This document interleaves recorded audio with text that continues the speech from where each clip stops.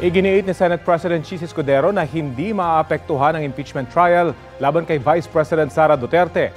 Kung sakaling kasuhan siya ng Department of Justice, kasunod yan ang mga isinampang reklamo ng NBI kaugnay sa mga naging pahayag ng bise laban kay Pangulong Bongbong Marcos. Balita natin ni John Consulta. Kapag pinatay ako, patayin mo si BBM, si Lisa Araneta at si Martin Romualdez. No joke. No joke. Halos 3 buwan matapos bitawan ni Vice President Sara Duterte ang pahayag na ito sa isang virtual press conference. Naghain na ng reklamo ang National Bureau of Investigation. Ang inihain nila sa DOJ, inciting to sedition at grave threats. Naniniwala kami na sapat ang aming mga ebidensyang inilatag. Nasa DOJ na ang bola ngayon.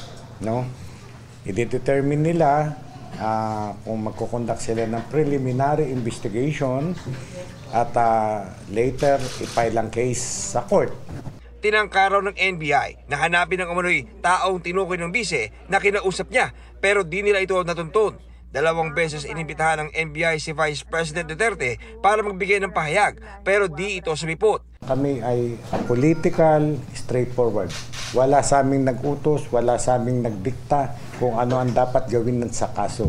Yun, yung kinalabasan ng aming investigasyon ngayon ay ayon sa aming pag-weigh ng evidence.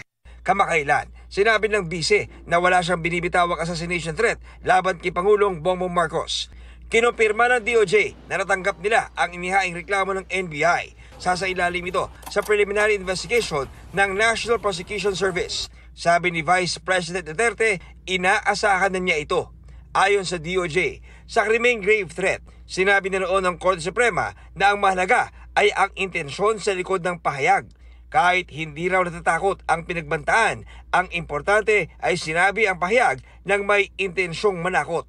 Sa krimen namang inciting to sedition, sinabi rin ng Korte Suprema na hindi saklaw ng proteksyon sa free speech ang mga pahayag na nanghihikayat ng karahasan o rebelyon. Hindi rin daw kailangang aktwal na mangyari ang karahasan basta't matukoy na ginawa ang pahayag ng may intensyong manghikayat ng gulo. Ang mga pamantayang ito raw ang pag-aaralan ng mga prosecutor batay sa ebidensyang inihain. Kung kasuhan man ng DOJ ang bise, walang nakikitang epekto si Senate President Chis Escudero sa impeachment. Pwede magpatuloy yon ng sabay, pwedeng mauna, pwedeng sumunod. Dinedraft ngayon ng Senado kung ano ang magiging bagong impeachment rules. Ayon kay Senate President Chis Escudero, ang balak ngayon patapusin muna ng Senado ang eleksyon sa May 12 at ang State of the Nation Address ni Pangulong Marcos sa July 21. Mahigit 5 buwan pa bago ang SONA. Kaya sabi ni retired Supreme Court Associate Justice at Constitution Framer Adolf Ascuna, baka may dumulog sa Korte Suprema na baliwalain ang pagpapa-impeach ng 19th Congress sa bise. The Supreme Court might say it's too late because you need a new complaint because there's a new House of Representatives and therefore it's subject to the 1-year rule that you cannot file more than one impeachment case. Hindi naman daw ito mangyari, depende sa aksyon ng Senado na tatayong impeachment court.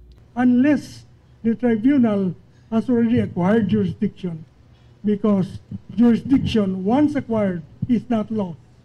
Sabi naman ni Escudero, may jurisdiction na ang Senado. Meron ng jurisdiction ang Senado dyan sa kasong yan dahil tinanggap na namin Mag-convene man o hindi yung korte to receive evidence, mag-i-issue na ng mga jurisdictional orders ang impeachment court na ito.